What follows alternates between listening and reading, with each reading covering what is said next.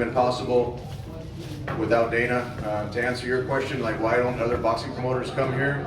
It's a massive undertaking. You saw with his production team, all the expenses that goes into coming to the 3 Arena, the hotels, everything like that, and Dana really handled all those things on his side. The production was first class, and as he said, it was a worldwide distribution of this event. We were excited. I didn't know what to expect for Callum Walsh's first time here in fighting in his home country of Ireland, but you saw the reception was unbelievable. I mean, it exceeded my expectations with the energy in the crowd, and I would say the title of this show is A Star Is Born.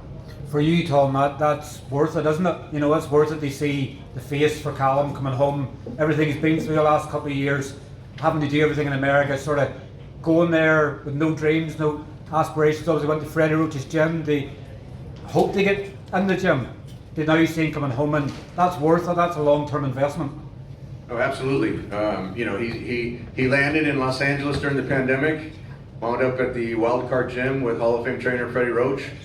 And for Freddie to take someone like that, a young fighter under his wing, the way he did with Callum, fighters can only dream of that. And the way Callum opened that door, Freddie agreed to train him. And then we had the meeting. I flew up to Vegas with Callum to meet with Dana. Dana opened the door to put him on UFC Fight Pass. That gave him the exposure, gave him the activity. He's only 23 years old. Now he's at 12-0 with 10 knockouts. Stopped runowski, who's a tough customer, 22-2, never been stopped before, and the way Callum hit him with those sharp punches. And a lot of fighters will wilt under the spotlight, under the pressure of fighting in your hometown, under the energy of the crowd. A lot of times it motivates fighters, and other times it gets them off of their game and intimidates them. But you could see it really fed into Callum, and he was laser focused on winning that fight.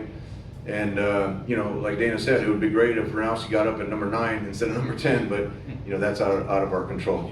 Absolutely, and look, Callum put on an absolute stellar performance. Like even when he was in there, the hands were down. He was ready to take on all action, and like the finish was absolutely picture perfect. What scenes after Callum won and he stopped the fight? It was absolutely mayhem in here. Have you ever witnessed anything like that, Tom? You've been to all the shows. What's Dublin like compared to all the other venues you've been around the world? I'd say Callum had an energized performance tonight. No, I hadn't. As far as anything that Callum has done anywhere that he's fought, even Madison Square Garden twice, fought in Boston, any of the LA shows, nothing has compared to this energy. I did some of the big Klitschko fights in Germany where you have 50,000 people in a large soccer stadium. Triple G fought in the big arena in the Garden, but I gotta say, with the 5,000 people in the arena tonight of loud, screaming Irish fans singing, I've never experienced energy like that. And not only for the walkout, but in the first round after the fight started, they were kept singing, and you could tell it was just a real authentic support for Callum coming back to his home country of Ireland, and it surpassed any expectation that I had. This was Dana's. Dana really wanted to come this year, and I gotta say, I give him all the credit in the world. It was the right decision for sure. And outside the main event, Tom, which fighter really caught your eye? Who do you want on another 360 show? Who do you think is going to put bums and seats for you? Well, the great thing that we try to accomplish, we try to put even fights, even on the undercard. We don't have any build-up fights. They got to be competitive fights to get on our show. Thomas Carty, he caught my eye. Great guy. I saw him. I was actually here for the first Katie Taylor fight, and I saw him fight on that show. The fight with Emmet Brennan and Kevin Cronin was a good fight. I agree with Dana. There was some questionable calls on some of the judging, but they were evenly matched fights. So I'd have to give those two. Thomas Carty really caught the eye, and I would say if we go to New York for St. Patrick's Day in March, that he'll be on that show. But we definitely are interested in not only working with Callum, but other Irish fighters to give them an opportunity, to give them the exposure of showing what the Fighting Irish are all about. And then one final one for me, obviously Craig O'Brien won tonight, and that was a very good fight as well. He said he was the original opponent for Callum, and he called out Callum after that. Is that a fight that you'd like to see for Callum, or do you think Callum's looking at more global stars? He's already ranked in those WC WBC rankings and etc. etc. Yeah, Callum before this fight was rated number 9 in the WBC, number 8 in the IBF. I strongly feel after this performance and defending his Continental Americas title of the WBC, he's definitely going to move up in the ratings. Got to give Craig O'Brien had a great performance over Edward Donovan. I figured that was going to be a 50-50 fight, and he showed his class in that fight. And you never know for a future matchup, but we were happy to put these type of fights on the undercard. Shauna O'Keefe had, showed a nice performance, and even Gareth Dowling making his pro debut here at the 3 Arena. That was a tremendous opportunity for him too. Congrats on the success tonight, Tom. Thank you. Tom, I asked Dana the question. I'm going to have to ask you. Look, Callum's a Cork man, Cove man. What was the discussions like making this fight in Ireland? Was there any talk of Cork before obviously choosing the 3 Arena Dublin? And how soon do you reckon we can make that Cork fight happen? Because look, Cork is a beautiful place, as you know. Well, I'll tell you, Callum wanted to go to Cork. Dana felt Dublin was the right location with the media and the attention and the production and everything like that here. But as Dana said, I could easily see Cork being the next destination. I didn't know what to expect for the first show. I've done shows all over the world, in Germany, in numerous in the U.S. We did a show with Klitschko in Poland. In Russia, we did the co-promotion with AJ in Wembley Stadium with Vladimir. So, all over the world, but Dublin has that type of fanatic experience is the best way for me to describe it. And I can only imagine Callum going to Cork. We were there for a media tour on Sunday. We landed on Saturday and went there on Sunday. He insisted on going down there because he wasn't fighting there. He wanted to greet his fans, naturally see his family down there, and I could easily see us going to Cork for his next fight over here in Ireland. Definitely. Look, that's the one. It's probably fair to say you hit the jackpot with Callum. He is something special. He makes it look easy, and there was nothing phasing tonight. So it's a real gem. Hitting the jackpot, you couldn't have used a better term for that. Having him with the amateur experience that he has, with being a 6-time Irish national champion, European gold medalist, working with Hall of Fame trainer Freddie Roach, with the support of Dana White, and with my boxing promotional experience with Triple G and the Klitschkos, I really feel Callum, with only 11 fights, now 12 fights. I didn't start working with Triple G until he was 30, when we had his HBO debut in the United States. Now you have a Cork man that's only 23 years old, so far ahead in his career now, selling out arenas like the 3 Arena. The sky's the limit for him, and I really think it's not just a blown up 12-0 record. If you look at his record, he's had some solid opponents, and he knows to fight. That was Dana's directive to me, is that he's always wanted to go into boxing, but has never fought anyone that he trusts or believes in. And when he came to some of our shows and he saw the matchmaking, Callum knows in order to fight these type of fights, especially headlining an arena like the 3 Arena and headlining UFC Fight Pass, he's got to be in tough fights. He's never turned down an opponent. Freddie Roach has never turned down an opponent.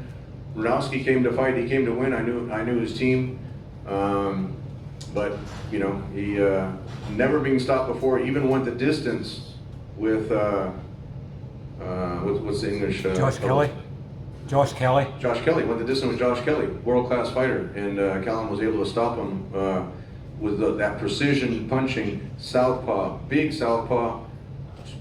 punching southpaw, and with Freddie Roach's coaching, I got to give him all the credit in the world, because you saw what he did with Manny Pacquiao, another big punching southpaw, and I really see the blueprint that he achieved with Manny. I see the same blueprint with Callum Walsh, and just being with so many Irish fans. So, yeah, I don't suppose Golovkin's record after 12 fights off the top of your head. Right? It's 10 knockouts out of 12 wins. Do you see comparisons in punching power there between Callum Walsh and Golovkin? I'll say this to everyone that tries to compare any fighter, not just the fighters I work with, to Triple G, is there was only one Triple G. When it was very similar the way I talked to Freddie Roach about Callum's talents, and the way I talked to Abel before we signed him, Abel Sanchez before we signed Triple G. and Abel said Abel's coached heavyweights, Terry Norris, light heavyweights, you know, the whole spectrum. And he said he's never felt someone hit as hard as Triple G on the mitts. And he wasn't trying to impress me. It was just a matter of fact of what he said. And the way Triple G's punching power was, he had such a one-punch knockout ability. You saw what he did with Matthew Macklin, broke his ribs. You saw what he did with Martin Murray. Martin Murray, who arguably dropped Sergio Martinez. You're going to be my historian there. Sergio Martinez twice in Argentina. Daniel Gil, former world champion, knocked him out with one punch. I mean, he's got that kind of devastating knockout puncher against world-class opponents. Callum, being 23 years old, can grow into that, but I honestly can't compare anyone's power that I've seen to that of a prime Triple G. There's a reason why Canelo vacated the most coveted belt in the world, the WBC world title. There's a reason why he vacated that to wait a year to fight Triple G. And yeah, to answer your question, it's hard to make comparisons, and Callum Walsh doesn't want to be compared to him, but he wants to make his own history with Callum Walsh, and he's well on his way now at only 23 years old. Normally when a boxer headlines at this venue, they're a world champion or they're challenging for a world title. Callum's done that now, like a developmental fighter or whatever. Were you impressed with his mentality this week and how he handles the kind of maybe the pressure that would get to a lesser fighter or less mentally equipped fighter to just walk into the collar, I guess, in the court? The one thing that Callum has that's very similar to Triple G is the bigger stage that we put Triple G on when he was first on HBO. He just wanted to have the opportunity to fight on American television. He rose to that occasion. Then when he went to Madison Square Garden, he rose to that occasion. The brighter the lights for Triple G, the better his performance. He fought at the O2 Arena. You saw when he fought Kell Brook over there.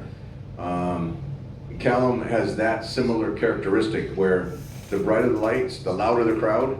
You know, some fighters kind of get nervous under those circumstances. I've seen a lot of fighters that had to carry a promotion. Look at AJ when he had to carry the whole promotion at Madison Square Garden. You know, some fighters can't handle it. I just use that one example for AJ, not in general. But what Callum has done here, and I think Freddie really plays a lot into that with the mentality of showing his skill, not freezing up, not being nervous in there.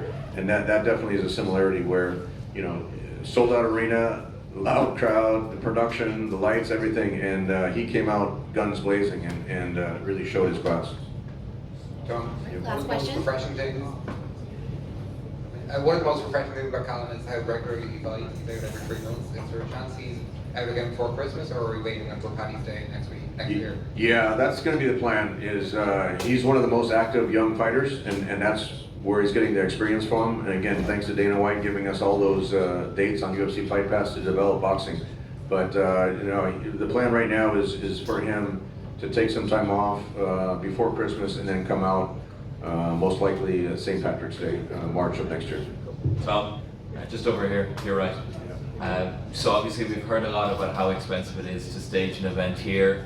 Yourself and Dana have been talking about that. Can I ask, from a 360 perspective, is this event in the green, bringing Callum over here? Was this a financially profitable event?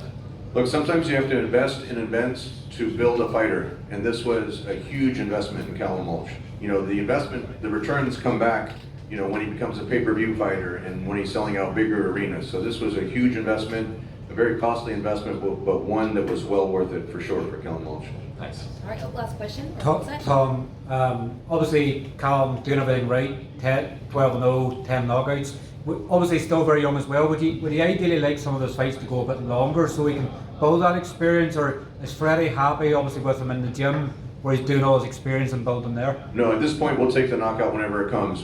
At one point in his career when he fought Villarreal that went the distance, he went the distance a couple times, and those are learning experiences. But now with 12 fights, to me, it doesn't matter if you knock somebody out, especially a quality fighter like runowski that's never been stopped before. If you can knock him out in the first, second, third round, I'll take that all day long now that he's got these fights under his belt. Thanks, Tom.